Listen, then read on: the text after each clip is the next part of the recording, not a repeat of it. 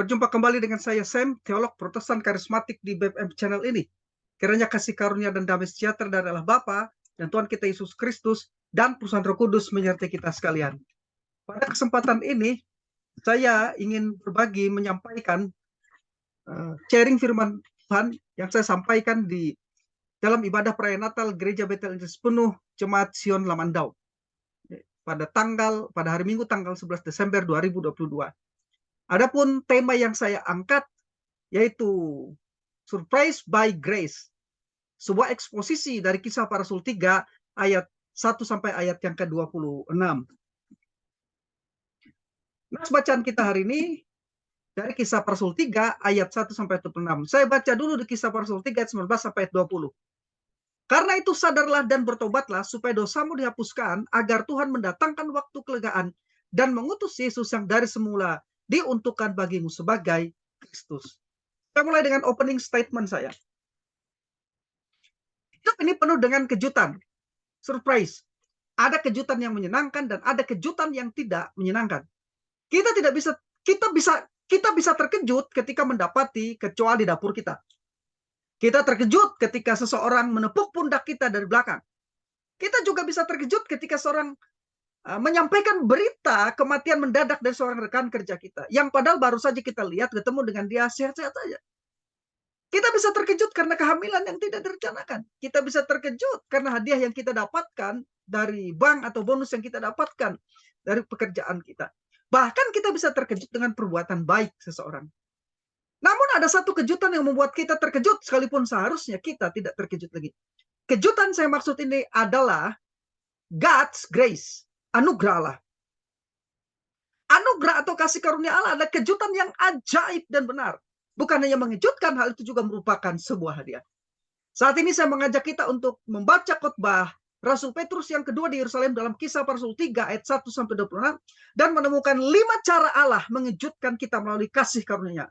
5 cara Allah mengejutkan kita melalui kasih karunia. Yang pertama, kita dikejutkan oleh mujizatnya. Yang kedua, kita dikejutkan oleh kuasanya. Yang ketiga, kita dikejutkan oleh pengampunannya. Yang keempat, kita dikejutkan oleh kelegaan darinya. Dan yang kelima, kita dikejutkan oleh berkat-berkatnya. Mari kita lihat satu persatu dari kelima cara Allah mengejutkan kita melalui kasih karunia-Nya.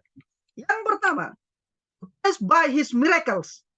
Ayat bacaan kita di Kisah Para Rasul 3 ayat 1 sampai 16. Pada suatu hari menjelang waktu sembahyang, yaitu pukul 3 petang, naiklah Petrus dan Yohanes ke bait Allah.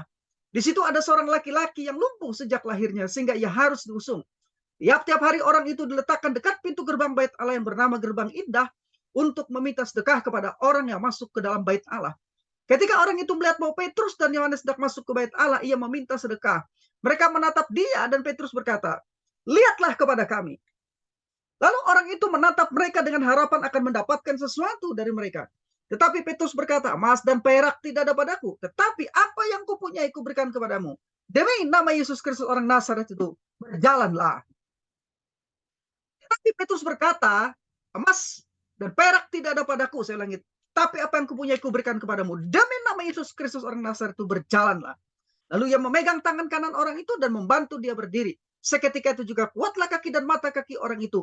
Ia melonjak berdiri, berjalan kian kemari, dan mengikuti mereka ke dalam bait Allah, berjalan dan melompat-lompat, serta memuji Allah. Saya kira sampai di situ saja dulu di ayat 1 sampai ayat yang ke-8 Kisah Rasul 3.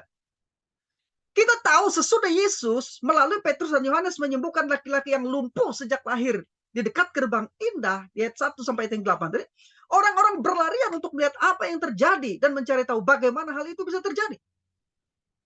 Ingat, Petrus dan Yohanes tidak menyembuhkan orang itu untuk menarik perhatian orang banyak, sama sekali tidak. Tetapi tak dapat disangkal, mujizat penyembuhan tersebut menarik perhatian orang banyak. Saudara bisa lihat, nanti kita baca di ayat yang ke-11.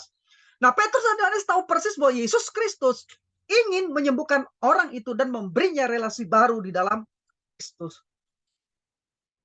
Kita ketahui, menurut pandangan budaya umum pada masa itu, orang yang lumpuh diperlakukan sebagai second class citizen atau warga kelas 2, baik secara sosial, moral maupun religi. Mereka tidak boleh masuk ke bait Allah. Saudara bisa bandingkan Imamat 21 ayat 16 sampai 18, 2 Samuel 5 ayat 8. Nah, jadi walaupun ada keinginan dari orang lumpuh itu untuk masuk ke bait Allah, tetapi mengingat dia lumpuh, dia tidak boleh melakukannya. Itu sebabnya pandangan budaya pada waktu itu disebut dengan pandangan budaya second class citizen. Jadi ada orang seperti orang lumpuh ini diperlakukan sebagai warga kelas 2. Jadi walaupun dia ada keinginan untuk masuk ke bait Allah, tetapi orang lumpuh tidak boleh. Seperti yang Yesus akan lakukan, kehadiran Rasul Petrus dan Yohanes mendobrak prasangka budaya tersebut ketika mereka mengadakan kontak langsung dengan orang yang dianggap warga kelas 2 tersebut. Hanya dalam nama Yesus Kristus saja orang lumpuh itu disembuhkan dan dapat berjalan ketika Petrus mengatakan, demi nama Yesus Kristus orang Nazaret itu, berjalanlah. Ayat yang ke-6, saudara bisa baca di sana. Kata Yunani peripateo yang berarti berjalan mondar-mandir atau berjalan keliling digunakan sebanyak 4 kali untuk menunjukkan bahwa orang lumpuh itu sekarang benar-benar bisa berjalan dengan baik dan normal. Jadi dengan kesembuhannya tersebut, ia sekarang dapat masuk ke bait Allah. Ia tidak lagi menjadi second class citizen, tidak lagi menjadi warga kelas 2. Dengan kesembuhannya, sekarang dia bisa dengan bebas masuk ke dalam bait Allah untuk beribadah, untuk mempersembahkan kurban, dan untuk melakukan aktivitas peribadatan. Orang lumpuh itu dikejutkan oleh mujizat. Dia terkejut. Sesuatu yang tidak pernah dia pikirkan, sesuatu yang mungkin tidak pernah diharapkan, karena dia lumpuh sejak lahir, tidak mungkin bisa disembuhkan dengan pertolongan medical, dengan pertolongan bantuan kesehatan kedokteran, tidak bisa. Orang lumpuh sejak lahir tidak akan bisa berjalan dari segi kedokteran medikal. Karena itu dia dikejutkan oleh mujizat, sesuatu yang bersifat miracle, sesuatu yang sudah lama tidak terjadi. Di Israel, orang lumpuh ini dikejutkan oleh mujizat. Sekarang ia bisa berjalan dengan normal. Bahkan dia berlari-lari, dia mondar-mandir berjalan keliling. Untuk menunjukkan apa? Kakinya benar-benar sembuh, kakinya benar-benar normal, dia bisa berjalan. Saudaraku, beberapa orang mungkin mengatakan bahwa mujizat sudah tidak terjadi lagi saat ini. Bagi saya, bukti-bukti Alkitab menunjukkan bahwa mujizat masih terjadi. Mujizat terjadi pada zaman Alkitab dan masih berlangsung sampai sekarang. Jadi jangan percaya pada pandangan teologi khusus yang disebarkan oleh orang-orang tertentu atau para YouTuber, bahkan beberapa pendeta YouTuber yang membatasi dan mengerdilkan Allah yang hidup dan benar, Allah yang penuh dengan kuasa, Allah yang maha kuasa, Allah yang maha besar, Allah yang berdaulat itu. Dengan mereka mengajarkan bahwa mujizat sudah berhenti. Mereka sedang mengerdilkan kedaulatan Allah, mengerdilkan kemahakuasaan Allah dan kebesaran Allah. Jadi jangan percaya dengan khotbah-khotbah semacam itu, dengan pengajaran-pengajaran semacam itu. Saya beritahu Anda, mujizat masih terjadi di dalam kekuasaan dan kedaulatan Allah. Mujizat hanya akan menjadi atau terjadi apabila Allah menghendakinya. Dan mujizat tidak akan terjadi apabila Allah tidak ada lagi. Jadi mujizat akan berhenti apabila Allah tidak ada lagi. Mujizat tidak akan pernah terjadi apabila Allah sudah tidak ada lagi. Dan ini mustahil, nonsen, omong kosong. Allah selalu ada dan akan ada, dan dia tetap maha kuasa dan tetap berdaulat. Selama dia ada, mujizat dimungkinkan. Mujizat dapat terjadi saat ini. Allah akan selalu ada. Jangan membatasi dia. Jangan membatasi Allah. Jangan membatasi kekuasaannya. Jangan membatasi kedaulatannya. Mujizat terjadi di dalam kedaulatan Allah dan digerakkan oleh belas kasih-Nya yang memberikan karunia dan kuasa kepada orang-orang percaya tertentu di dalam tubuh Kristus yang ia kehendaki untuk menyatakan mujizatnya. Ia bisa menyembuhkan beberapa orang dengan cara supranatural di dalam kehendak yang berdaulat dalam kekuasaannya. Ini terutama dikaitkan dengan pemberitaan Injil dan kesaksian bahwa Kristus adalah anak Allah. Profesor Wayne Grudem dalam buku Systematic Theology, The Introduction to a Biblical Doctrine, halaman 359, menyatakan bahwa mujizat tidak terbatas pada mereka yang menulis kitab suci atau berbicara dengan otoritas kerasulan mutlak. ini menyarankan bahwa mujizat yang diberikan sebagai peneguhan Injil dapat diharapkan berlanjut di sepanjang zaman gereja. Jadi inilah pandangan yang konsisten tentang ajaran Alkitab. Sekarang yang kedua, by his power. Ayat 9 sampai ayat yang ke-16. Seluruh rakyat itu melihat dia berjalan sambil memuji Allah. Lalu mereka mengenal dia sebagai orang yang biasanya duduk meminta sedekah di gerbang indah bait Allah.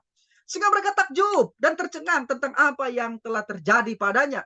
Karena itu, karena orang itu tetap mengikuti Petrus dan Yohanes, maka seluruh orang banyak yang sangat keheranan itu datang mengurumuni mereka di serambi yang disebut serambi Salomo.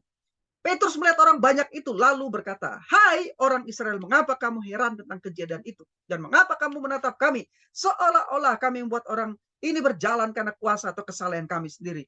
Allah Abraham, Ishak dan Yakub, Allah nenek moyang kita, telah memuliakan hambanya, yaitu Yesus yang kamu serahkan dan tolak di depan Pilatus, walaupun Pilatus berpendapat bahwa ia harus dilepaskan. Tapi kamu telah menolak yang kudus dan benar, serta menghendaki seorang pembunuh sebagai hadiahmu. Demikianlah ia pemimpin kepada hidup, telah kamu bunuh, tetapi Allah telah membangkitkan dia dari antara orang mati, dan tentang hal itu kami adalah saksi.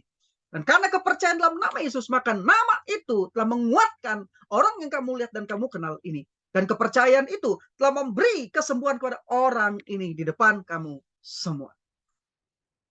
Itu tadi Kisah Para Rasul 3, ayat yang ke-9 sampai ayat yang ke-16.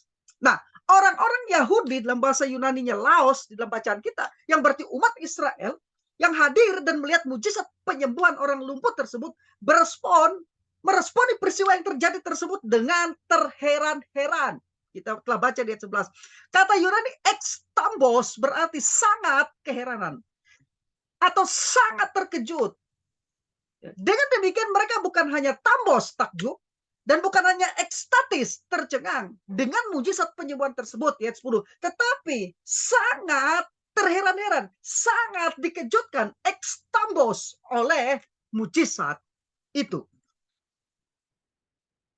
Mereka sangat ingin tahu, greatly wondering, sangat ingin tahu lebih banyak tentang hal yang menarik itu. Karena itulah mereka datang berkerumun di serambi Salomo.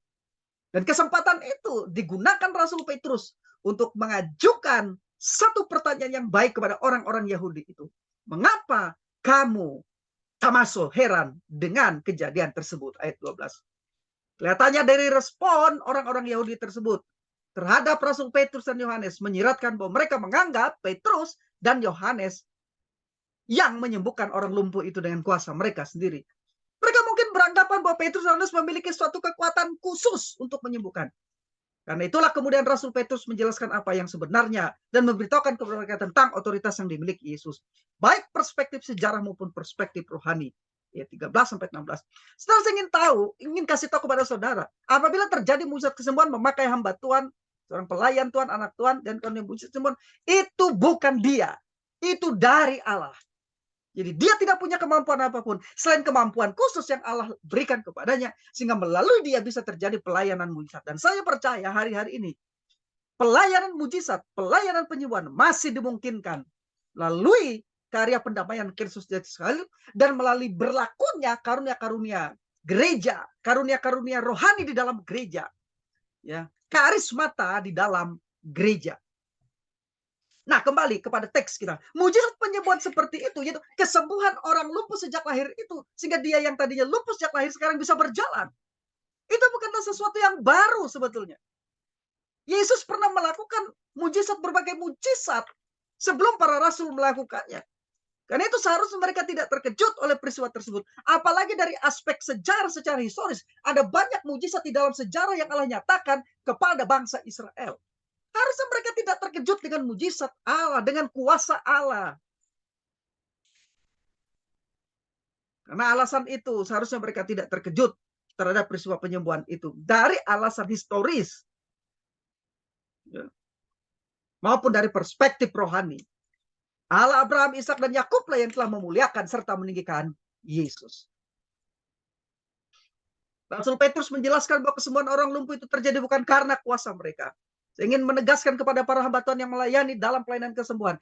Jangan mencuri kemuliaan Allah dengan menganggap engkau lah yang menyembuhkan orang dalam pelayanan mujizat penyembuhan. Itu adalah kuasa Tuhan. Itu adalah kuasa Tuhan yang bekerja oleh kasih karunia melalui Anda. Anda hanya alat dari kasih karunia-Nya. Orang lumpuh itu sembuh karena kuasa nama Yesus. Ya, disembuhkan oleh otoritas Yesus. Kuasa itu melekat pada diri Yesus dan kuasa itu mengalir darinya melalui para rasulnya. Orang lumpuh itu disembuhkan sepenuhnya, diberikan kesehatan secara utuh melalui imannya yang sederhana. Rasul Petrus mengatakan, menegaskan bahwa karena iman Yunani pistis dalam nama Yesuslah yang membuat orang lumpuh itu sembuh. Saudara bisa baca di ayat 16. Nah, karena beriman yang sederhana dengan iman terhadap grace, God's grace, kasih karunia Allah, maka kuasa Allah dengan otoritas anak Yesus Kristus didemonstrasikan, dinyatakan. Iman selalu berperan di dalam karya-karya Allah, di dalam karya keselamatan dan karya demonstrasi dari kuasa Allah, termasuk mujizat dan penyembuhan. Selanjutnya di ayat 13-16 ini Rasul Petrus menyebutkan sejumlah gelar untuk Yesus dalam bahasa Yunani. Antara lain hagios atau yang kudus, untuk menunjukkan bahwa Yesus terpisah dari segala sesuatu yang berdosa. Gelar yang berikutnya dikaios atau yang benar, merujuk kepada moralitas Yesus yang sempurna, bahwa ia tidak memiliki kesalahan apapun. Yang ketiga, arkegos atau pemimpin, yang juga berarti pelopor atau perintis atau yang mengawali sesuatu. Bukan hanya menunjuk pada Yesus adalah awal dari segala sesuatu, kata arkegos ini juga adalah awal dari segala atau sumber, awal dari sumber segala sesuatu. Yang berikutnya, atau hambanya, yang dalam bahasa Ibrani disebut Ebed Yahweh, merupakan gema dari perjanjian lama, khususnya Yesaya 52, bahwa Allah akan bekerja memulihkan umat pilihannya melalui hamba Tuhan yang berkenan kepadanya. Saudaraku, Rasul Petrus juga mengingatkan orang-orang Yahudi yang berkerumun di serambi Salomo bait Allah tersebut, bahwa mereka harus bertanggung jawab atas kematian Yesus. Di tempat itu sekitar kurang dari 3 bulan sebelumnya, Yesus telah ditolak oleh orang-orang yang sama, yang menuntut anak Allah itu untuk disalibkan. Siapakah sebenarnya Yesus yang mereka tolak dan mereka tuntut disalibkan? Rasul Petrus menjelaskan yang pertama, Yesus adalah Dia yang kudus dan benar. Bukan hanya menolak Yesus, bahkan orang-orang Yahudi Laos itu, mereka memilih seorang pembunuh untuk dibebaskan, yaitu Barabas, agar Yesus disalibkan.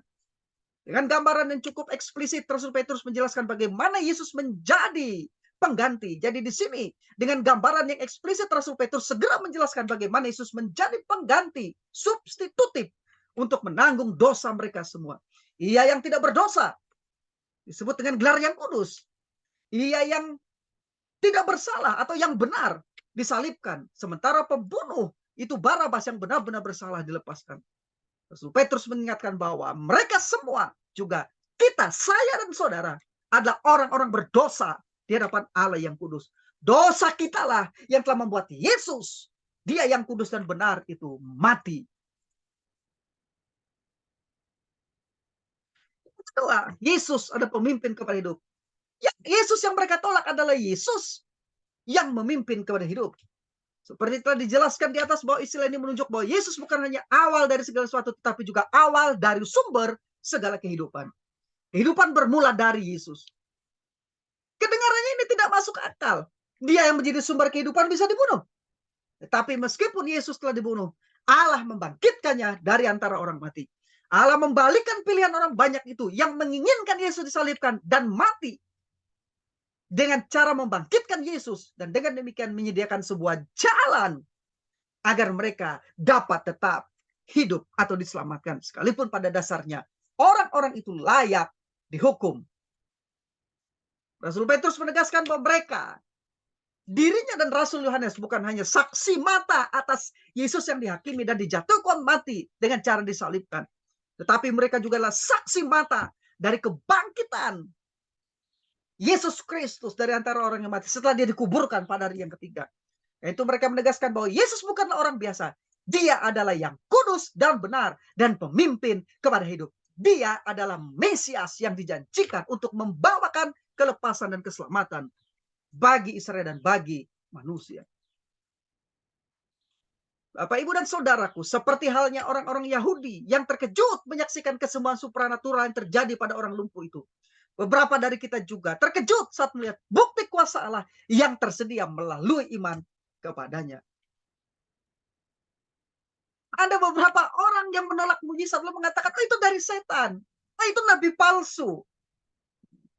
Ketika mujizat terjadi hari ini, masih saja ada orang, ya, bahkan ada beberapa pendeta, saya pernah dengar di YouTube, pendeta-pendeta YouTuber ini, ya, tidak percaya pada mujizat, tidak percaya pada kesembuhan. Oh, itu nabi palsu, oh, itu dari setan. Ya. Saudaraku dikasih oleh Tuhan, kita terkejut. Kenapa bisa seperti itu? Karena mereka sebenarnya sudah tidak percaya pada kuasa Allah. Bahwa Allah masih bekerja hari dan masih menyembuhkan. Kita terkejut karena kita seringkali tidak berharap banyak kepadanya. Kita seringkali mengecilkan sosok Allah, mengerdilkan sosok Allah yang maha besar dan maha kuasa. Persis seperti yang dilakukan oleh beberapa pendeta di YouTuber yang saya dengar. Menolak mujizat-mujizat yang benar-benar dapat terjadi, kesembuhan-kesembuhan yang benar-benar terjadi. Saya tidak menampik, mungkin saja ada beberapa berita bohong dari peristiwa kesembuhan dan mujizat. Tapi itu dilakukan oleh orang-orang yang tidak bertanggung jawab. Tapi, saudaraku dikasih, saya mendengar dengan jelas dan melihat juga dengan jelas, memperhatikan jelas, benar-benar ada orang disembuhkan. Mama saya disembuhkan secara mujizat. Saya pernah disembuhkan secara mujizat dari patah kaki akibat ditabrak. Waktu saya masih berusia 6 tahun. Tanpa bantuan dokter, papa saya mengikat kaki saya yang patah dengan sapu tangan yang dia miliki. Karena pada saat itu, ketika saya ditabrak waktu masih kecil di depan gereja waktu itu,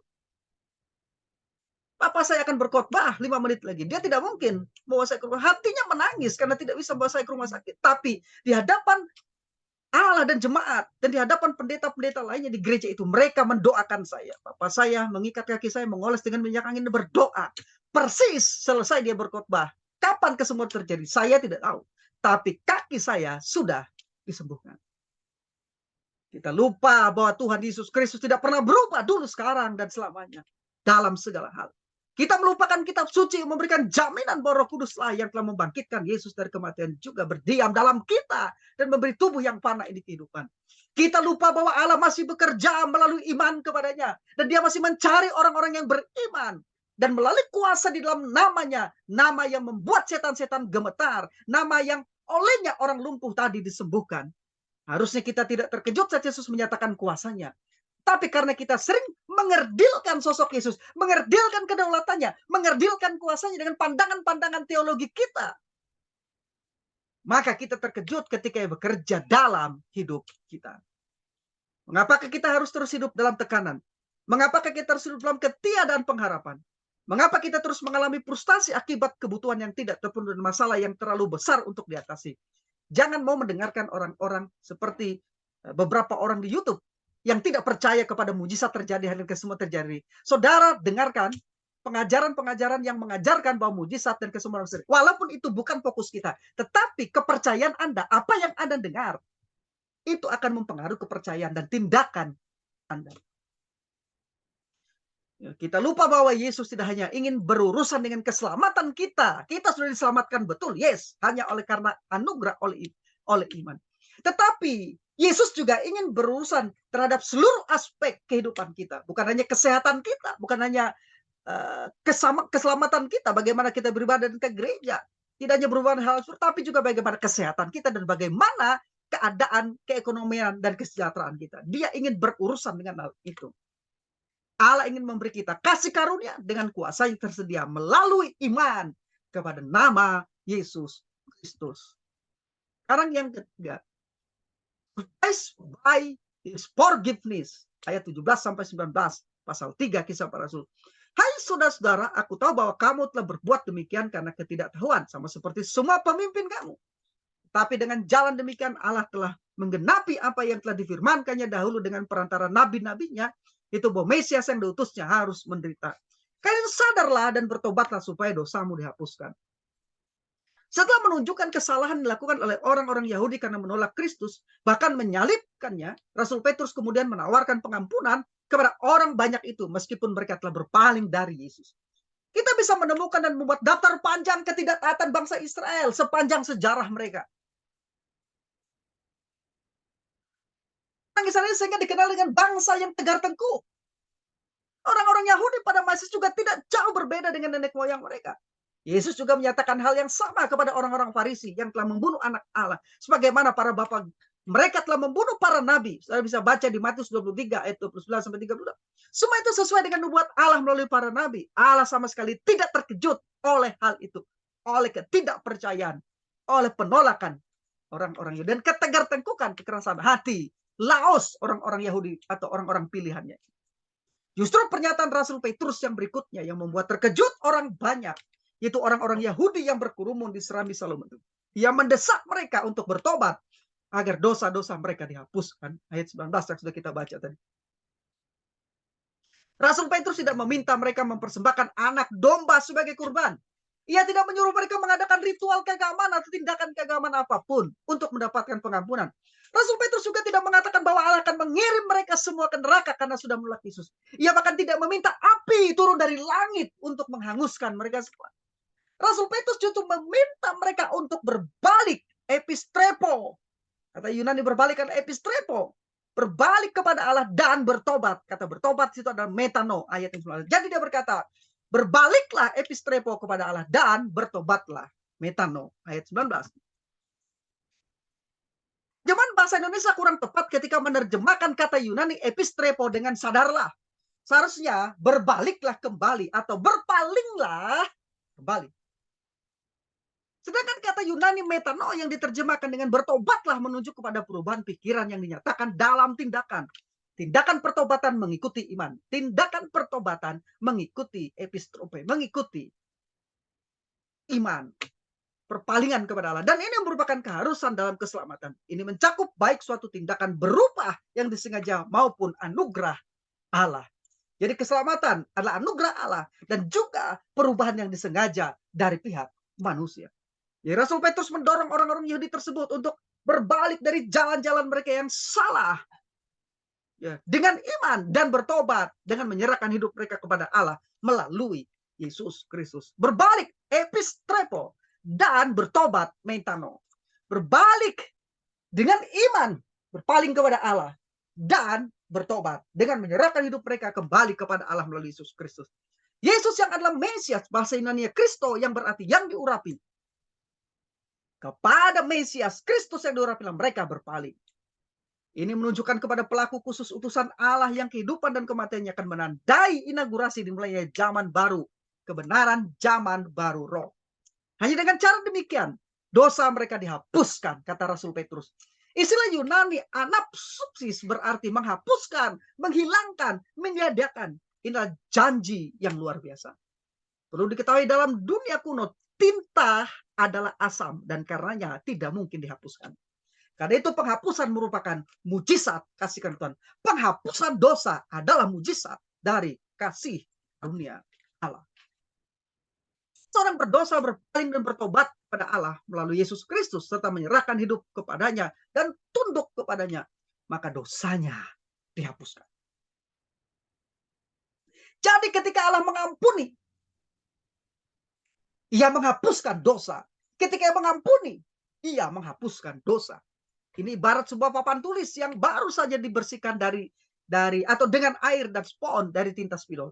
Papan itu menjadi bersih kembali. Ketika kita berpaling kepada Allah, Ia menghapus dosa-dosa kita. Beberapa orang anehnya tidak percaya bahwa Allah dapat mengampuni dosa mereka. Bahwa Allah ingin mengampuni mereka dan menawarkan pengampunan kepada mereka dalam Kristus. Mungkin mereka beranggapan bahwa dosa mereka terlalu banyak, terlalu besar, terlalu dalam merasuk ke jiwa mereka. Karena mereka begitu terkejut ketika Allah bersedia mengampuni dosa tanpa mereka harus membayar persembahan kurban dan ritual yang diwajibkan agama bagi mereka. Hanya cukup dengan menaruh iman kepada Yesus Kristus saja. Jadi itu orang-orang Yahudi kaget. Bagaimana mungkin kita dapat diselamatkan, mendapatkan pengampunan Allah, diselamatkan, mendapatkan pengampunan Allah tanpa upacara korban apapun, tapi hanya percaya pada kurban seseorang, itu kurban Yesus. Bagaimana mungkin? Mereka dikejutkan dengan kabar seperti ini. Namun kita harus ingat, harga yang Allah bayarkan bagi keselamatan kita. Yesus telah mencurahkan darahnya untuk menebus kita. Darahnya menyucikan kita, darahnya berkuasa menghapus dosa-dosa kita, darahnya menyucikan kita dari segala dosa kita. Tidak ada dosa yang terlalu besar untuk diampuni oleh Allah. Karena itu seharusnya kita tidak terkejut. Saya dan saudara seharusnya tidak terkejut oleh pengampunannya yang tersedia melalui perpalingan dan pertobatan kepadanya. Sungguh besar anugerahnya. Haleluya. Sekarang yang keempat, surprised by refreshing from him. Dikejutkan oleh penyegaran darinya. Ayat 20-24. Agar Tuhan mendatangkan waktu kelegaan dan mengutus Yesus yang dari semula diuntukkan bagimu sebagai Kristus. Kristus itu harus tinggal di surga sampai waktu pemulihan segala sesuatu. Seperti yang difirmankan Allah dengan perantaraan nabi-nabinya yang kudus di zaman dahulu. Bukankah telah dikatakan Musa, Tuhan Allah akan membangkitkan bagimu seorang nabi dari antara saudara-saudaramu sama seperti aku. Dengarkanlah dia dalam segala sesuatu yang akan dikatakannya kepadamu. Dan akan terjadi, perhatikan, bahwa semua yang tidak mendengarkan nabi itu akan dibasmi dari umat kita. Dan semua nabi yang pernah berbicara mulai dari zaman Samuel dan sesudah dia telah bernubuat tentang zaman ini.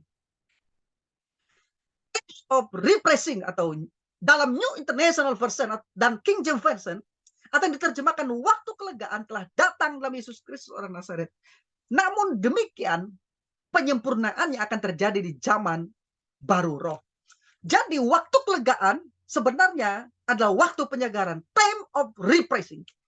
Dalam konteks khusus ini Rasul Petrus merujuk pada kedatangan Kristus dua kali. Istilah Yunani anapsucho yang diterjemahkan dengan waktu kelegaan pada dasarnya berarti ruang bernapas, bersantai, menyegarkan dan melegakan. Istilah tersebut katanya paralel dengan istilah apokatastasis yang diterjemahkan dengan waktu pemulihan. Jadi waktu penyegaran, time of repressing, ya. Kata yang dipakai adalah anapsucho itu paralel dengan waktu pemulihan, apokatastasis yang diterjemahkan waktu pemulihan, yang menunjuk pada periode zaman mesianik di mana aktivitas mesianik itu telah datang dalam Injil oleh Yesus Kristus dan penyempurnaannya digenapi pada zaman baru saat kedatangan Kristus kembali untuk yang kedua kalinya. Jadi itu adalah periode-periode waktu pemulihan itu. Rasul Petrus menyatakan bahwa dosa-dosa kita akan dihapuskan agar waktu kelegaan bisa datang dari Tuhan. Itulah peristiwa yang akan kita nantikan. Rasanya mungkin dapat digambarkan dengan gambaran ya, tentang bagaimana seseorang menderita dahaga atau haus yang luar biasa dan pada akhirnya mendapatkan air yang segar dan berlimpah dari mata air di padang gurun. Bayangkan hari yang begitu panas dengan tingkat kelembapan tinggi. Betapa menyegarkan bila bisa terjun ke kolam renang yang sejuk. Itu sangat menyenangkan. Sekarang seperti yang digambarkan dari kata anapsucho, kelegaan tersebut. Itulah bagian pengharapan dari Yesus. Waktu kelegaan itu, saudara dikasihi oleh Tuhan, terjadi karena kedatangan Kristus dan akan menyampaikan penyempurnaannya pada saat kedatangan Kristus kembali. Saudara dan saya, di tengah-tengah kesesakan kita percaya dengan iman kepada Yesus Kristus. Kita akan mendapatkan waktu-waktu kelegaan kita. Yesus harus tetap berada di surga sampai hari itu tiba. Sampai pemulihan segala sesuatu terjadi. Ada suatu tatanan dan rancangan untuk setiap karya Allah serta segala sesuatu yang disiapkannya bagi kita. Ketika kita diselamatkan dan menjadi milik Allah, kedatangan yang kedua kali akan menjadi suatu momen yang syarat dengan kegembiraan. Momen penuh sukacita murni, momen kelepasan dari segala ketidakadilan dan penderitaan dunia, serta momen pemenuhan dan kepuasan tadi. Namun, apakah waktu kelegaan tidak dapat kita dapatkan hari ini? Apakah harus menunggu nanti waktu dan tidak? Waktu kelegaan itu telah diberikan dari periode sejak kedatangannya yang pertama sampai kepada kedatangan yang kedua kali. Saudaraku dikasih Tuhan, dunia memprediksi tahun 2023 adalah waktu yang gelap, waktu yang kelam, krisis global moneter. Tapi orang percaya, ingat, harus memiliki iman kepada Yesus Kristus. Di tengah-tengah kesesakan, di tengah-tengah krisis yang melanda dunia, saya percaya Allah akan memberikan kepada kita waktu penyegaran, time of refreshing. Namun ada sebuah peringatan serius di sini. Rasul Petrus memperingatkan bahwa siapa yang tidak mau mendengarkan nabi itu akan dibinasakan atau dibasmi. Istilah prophetes, ikonos yang diterjemahkan dengan nabi itu di sini menunjuk kepada Yesus Kristus. Walaupun umat agama lain telah berusaha menunjukkan bahwa nabi itu menuju kepada nabi mereka, junjungan mereka yang muncul dari kalangan mereka. Tetapi dari konteks bacaan kita bisa dilihat dengan jelas bahwa Rasul Petrus mengacu kepada Yesus, bukan nabi junjungan agama lain. Gelar nabi di sini dikenakan kepada Mesias yang akan datang. Ulangan 18 ayat 14 sampai ayat 22 itu rujukannya. Yesus adalah seorang nabi yang mana kita harus mendengarkan segala sesuatu yang disampaikannya tentang Allah, tentang kebenaran, tentang kerajaannya, tentang pekerjaannya, dan tentang dirinya. Siapa yang tidak mendengarkan Yesus berarti menentang dia, dan orang itu akan dibasmi. Pernyataan ini tidak boleh dianggap sebagai dorongan untuk melakukan kekerasan. No, bukan sama sekali. Karena kata Yunani oxolotereo yang diterjemahkan dengan dibasmi sebenarnya berarti dibinasakan. Merupakan bentuk pasif yang mengacu pada aktivitas atau tindakan Allah sendiri. Jadi bukan tindakan manusia. Bukan aktivitas manusia. Pertanyaan sekarang, adakah yang menyenangkan dari pernyataan itu? Tidak. Ingatlah, kedatangan Kristus yang kedua kali akan menjadi kengerian bagi mereka yang belum menjadi pengikutnya. Kedatangannya akan menjadi berita penghukuman, penghakiman atas orang-orang yang tidak mengikuti Tuhan. Tapi bagi kita, kita disegarkan oleh anugerahnya. Orang-orang yang telah berpaling dan bertobat kepadanya diselamatkan akan menikmati kelegaan dan kesegaran yang luar biasa. Sesungguhnya kelegaan dari kedatangan Yesus yang kedua kali itu akan mengejutkan bagi orang banyak.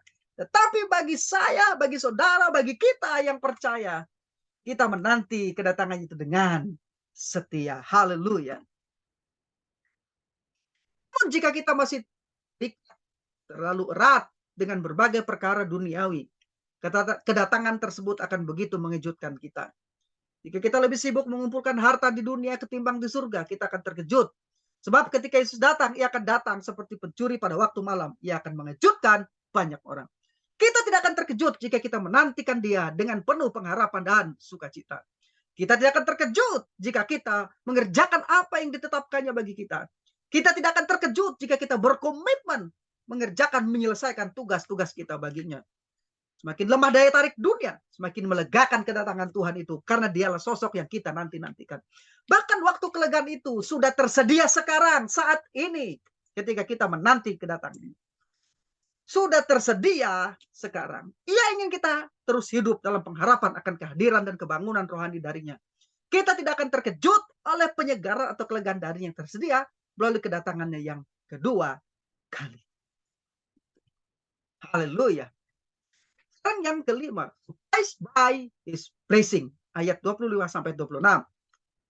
Kamulah yang mewarisi nubuat-nubuat itu dan mendapat bagian dalam perjanjian yang telah diadakan Allah dengan nenek moyang kita. Ketika ia berfirman kepada Abraham, oleh keturunanmu semua bangsa di muka bumi akan diberkati. Dan bagi kamulah pertama-tama Allah membangkitkan hambanya dengan mengutusnya kepada kamu, supaya ia memberkati kamu dengan memimpin kamu masing-masing kembali dari segala kejahatanmu. Saudara-saudaraku, kedatangan Yesus yang penuh kelegaan itu berkaitan dengan butir terakhir tentang kejutan dari Allah. Kita dikejutkan oleh berkatnya yang tersedia melalui kasih perjanjiannya. Kata Yunani hoyos yang diterjemahkan dengan pewaris menunjuk kepada ahli waris atau keturunan yang mewarisi. Orang Yahudi ini menjadi pewaris perjanjian Allah dengan Abraham. Karena mereka mempunyai kesempatan pertama untuk mendengar dan memahami berita ini. Rasul Petrus mengatakan, bagi kamulah pertama-tama. Ayat 25. Kata Yunani proton di sini berarti pertama-tama dalam urutan atau lebih dahulu. Kata ini digunakan bukan dalam pengertian eksklusif. Karena itulah Yesus sang Mesias pertama-tama diutus kepada bangsa Israel. Kemudian Yesus dan berita kebangkitannya akan diberitakan kepada bangsa lain. Walaupun mendapat kesempatan pertama, ingat, orang Israel harus menanggapinya dengan cara yang sama. Yaitu melalui iman, pertobatan, ketaatan, baptisan, dan ketekunan. Jadi Allah memperlakukan orang Yahudi dan orang-orang non-Yahudi sama untuk menanggapi dia dengan iman, pertobatan, ketaatan, baptisan, dan ketekunan. Keselamatan di dalam Yesus, baik orang Yahudi maupun orang bukan Yahudi, harus menanggapi dengan cara yang sama. Iman, melalui iman, pertobatan, ketaatan, baptisan, dan ketekunan. Saat Rasul Petrus berbicara tentang eulogia yang diterjemahkan dengan berkat kepada orang-orang Yahudi dalam Kisah Para Rasul 3, memang saat itu berkat tersebut masih belum sampai kepada bangsa-bangsa lain. Tetapi kemudian berkat itu nyata sampai kepada bangsa-bangsa lain terlihat dari pernyataan Rasul Paulus dalam Kisah Rasul 13 ayat 45. Di mana kepada orang-orang Yahudi yang mengatakan, memang kepada kamulah firman Allah harus diberitakan terlebih dahulu. Kata Yunani proton muncul di situ. Tetapi kamu menolaknya dan menganggap dirimu tidak layak untuk beroleh hidup yang kekal. Kan itu kami berpaling kepada bangsa lain. Kan pernyataan Rasul Petrus dalam Kisah Para Rasul 3 ayat 25 ini yang merujuk pada perjanjian Allah kepada Abraham dalam Kejadian 12 ayat 3, bahwa olehmu semua bangsa di muka bumi akan diberkati, digenapi ketika Injil mulai disampaikan kepada bangsa lain. Dengan demikian jelas bahwa berkat dari perjanjian itu tidak hanya diberikan kepada orang Yahudi, Laos tadi, melainkan juga kepada kita, semua orang-orang non-Yahudi. Karena segala bangsa diberkati oleh keturunan Abraham. Jadi Allah membangkitkan Yesus untuk dua alasan. Satu, untuk memberkati orang-orang Yahudi dan buat mereka berpaling dari jalan-jalan yang jahat, ayat 26. Dan dua, agar berkat itu sampai mengalir kepada bangsa-bangsa lain non-Yahudi. Bapak, Ibu, dan Saudaraku, kita dikejutkan oleh berkatnya bagi kita karena kita tidak menjadikannya andalan kita yang utama. Kita tidak menjadikan Allah sebagai andalan kita yang utama. Kita dikejutkan oleh berkatnya karena kita tidak pernah mengharapkannya. Ada banyak hal yang telah disiapkan Yesus bagi kita. Yang ingin kita masuk lebih dalam, lebih mengenalnya, lebih mengenal kasih karunia, lebih mengalami kuasa dan berkatnya. Di dalam Kristus tersedia berkat-berkat rohani yang sangat berlimpah. Ada banyak kejutan yang akan kita dapatkan dari berkat yang luar biasa ini, yang seharusnya tidak membuat kita terkejut. Ketika Allah memberkati kita, ketika Allah memberkati saya, itu membuat saya terkejut. Seharusnya saya tidak terkejut. Kenapa? Karena memang itu telah disediakan Allah di dalam Yesus Kristus yang saya dapat menerima dengan iman. Kan closing statement saya.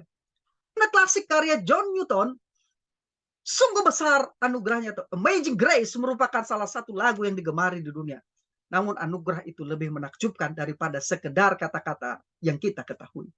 Anugerah luar biasa disediakan Allah melalui Yesus Kristus. Namun kita tidak menyadari karena kita sering mengabaikan Allah, mengerdilkan Allah dan membuat benar dan belum merasa benar-benar kita membutuhkannya.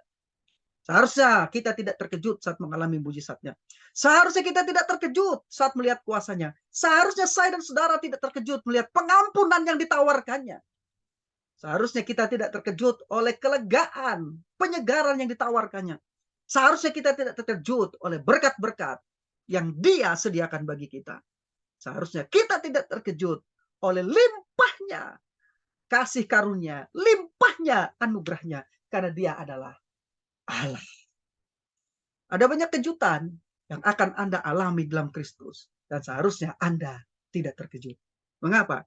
Karena kasih karunia-Nya sungguh berlimpah-limpah, bersumber dari Allah yang hidup, Allah yang benar, Allah yang Maha Kuasa, dan Allah yang berdaulat. Ini yang bisa saya bagikan. Saya Sam, teolog Protestan karismatik.